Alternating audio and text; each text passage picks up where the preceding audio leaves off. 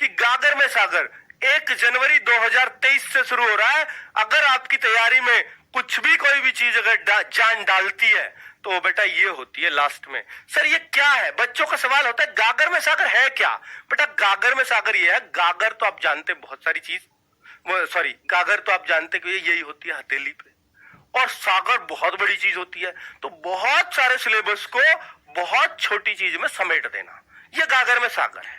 बच्चों आपने सुना होगा जब आप 10th में 9th में 6th 4th की बात करूं कि सर इंपॉर्टेंट मास्टर जी से कह रहे कि पेपर उन्होंने नहीं बनाया था कि कुछ इंपॉर्टेंट सब बता दो जी लास्ट में, तो मास्टर के ना चाहते भी मुंह से निकल जाती थी कि जी इसे कर लेना, कुछ नहीं तो पेपर बनाया, वो इंपॉर्टेंट निशान लगवा देता था क्योंकि उसको भी रिजल्ट अच्छा देना है। तो बच्चों ये हमारी वही कोशिश होती है प्रीवियस ईयर के आधार पर कि आपके रिवीजन में उन चीजों को शामिल करें कि जो बहुत इंपॉर्टेंट चीजें हैं हम मास्टरों के हिसाब से। और बच्चों ये मत समझना इसमें हम आपको पढ़ा रहे होंगे, नहीं, ये रिवीजन सीरीज है, आपको हर टाइप के क्वेश्चन का जो हमने पढ़ा है रिवीजन करा रहे होंगे बच्चों, ठीक है। यही गागर में सागर है।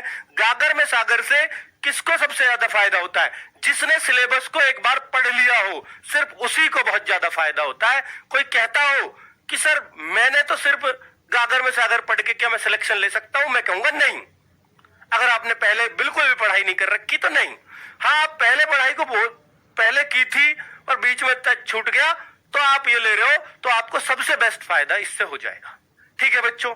आगे क्या गागर में सागर से एग्जाम में पूरा फंसता है? बेटा पूरा तो कंपटीशन में किसी चीज की गारंटी दी ही नहीं जा सकती, लेकिन मास्टरों के हिसाब से क्या बेस्ट वो फंसा सकता है वो हम गागर में सागर में देते हैं। और पिछले रिकॉर्ड्स रहे हैं कि गागर में सागर से बच्चों को बहुत ही ज्यादा फायदा होता है, ठीक है। तो वो बच्चे ही बता देंगे।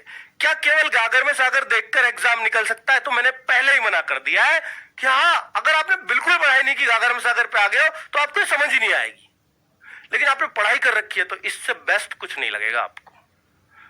तो आपको लगेगा कि यार रिवीजन की मैं जो चिंता कर रहा था, मैं तो यार 250 में से पूरे 240 प्रश्न कर रहा हूं, तो मुझे रिवीजन की क्या जरूरत है?